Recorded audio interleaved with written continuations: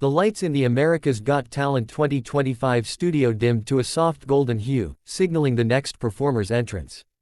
The crowd, still buzzing from the previous act, began to settle down.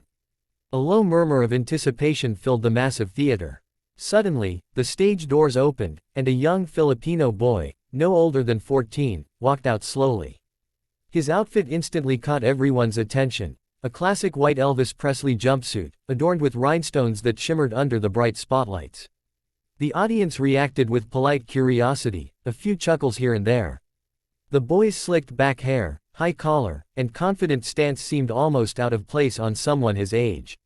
The camera zoomed in on Simon Cowell, who raised one eyebrow, half smiling. "This should be interesting," he muttered into his mic. Heidi Klum leaned forward with a friendly grin. "Hello there. What's your name?" "My name is Marco," the boy replied softly. His voice was calm, yet there was a nervous tremor in it. "I'm from the Philippines," Simon asked, "and what are you going to sing for us tonight?" Marco adjusted his microphone, took a small breath, and said, "I'll be singing Can't Help Falling in Love by Elvis Presley." The crowd reacted with light applause, but there was still a feeling of uncertainty. Another Elvis impersonator. Could this kid really pull it off? Then, the music began. A soft, melodic piano intro filled the air. Marco closed his eyes and sang the first line. Musical note, wise men say, only fools rush in. Instantly, the atmosphere changed. His voice wasn't the high-pitched or shaky tone one would expect from a teenager. It was deep, smooth, and filled with warmth, carrying the same soulful richness that made Elvis legendary. The audience froze. Simon's face turned from mild amusement to sheer surprise. He blinked, leaned forward, and mouthed the words, "Wow." Marco continued, every lyric rolling off his tongue with heartfelt precision. There was no mimicry, no forced accent, just a pure connection to the song. He sang with emotion, like someone who had lived the words. The audience began to sway gently, captivated by his voice. By the time he reached the second verse, even the skeptical expressions among the judges had melted away. When he finished, the crowd sat in complete silence for a second, and then the entire hall erupted into applause. Simon leaned back, smiling widely. Something incredible had just happened. The second half of Marco's performance was pure electricity. His confidence grew with each note, his small frame radiating powerful energy that filled every corner of the theater. As he sang, "Take my hand, take my whole life too," the emotion in his voice brought chills to everyone listening. The camera cut to Simon, now fully engaged, eyes wide and jaw slightly dropped. Heidi had her hand over her mouth, clearly moved. Sofia turned to Howie and whispered, "He sounds exactly like Elvis, but even more emotional." The audience began clapping mid-song, something rare for a slow ballad. People rose to their feet, waving their phones, recording what felt like a once-in-a-lifetime moment.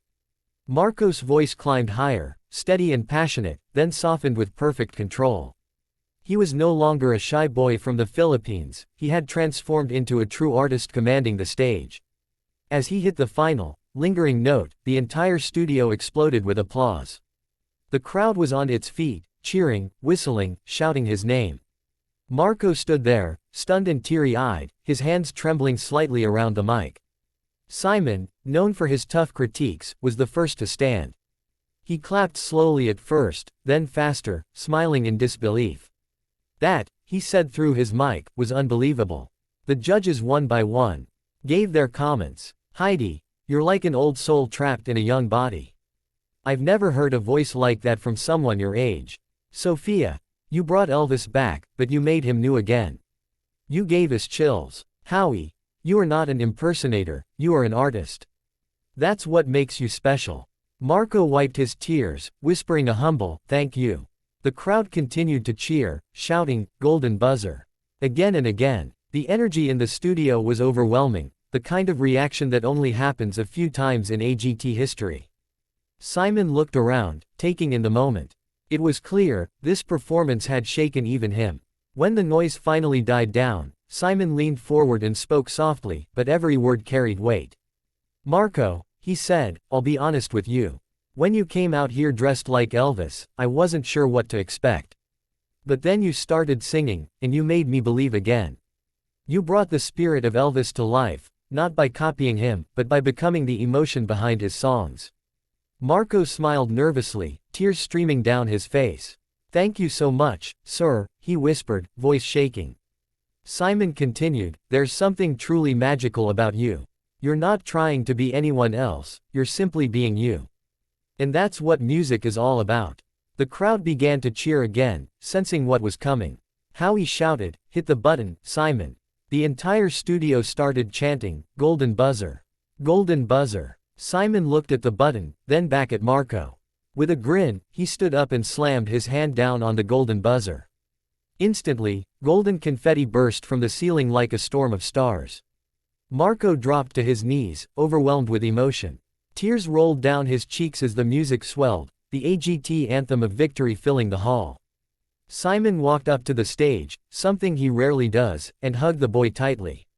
He whispered into Marco's ear, "You're the real deal. Remember this moment forever." The crowd roared louder than ever. Heidi was crying, Sofia wiped her eyes, and Howie cheered like a proud uncle. Marco's parents were shown backstage, holding each other and crying with joy. This wasn't just another AGT audition. This was history, the night a young Filipino boy made the world believe that Elvis's voice had found a new home.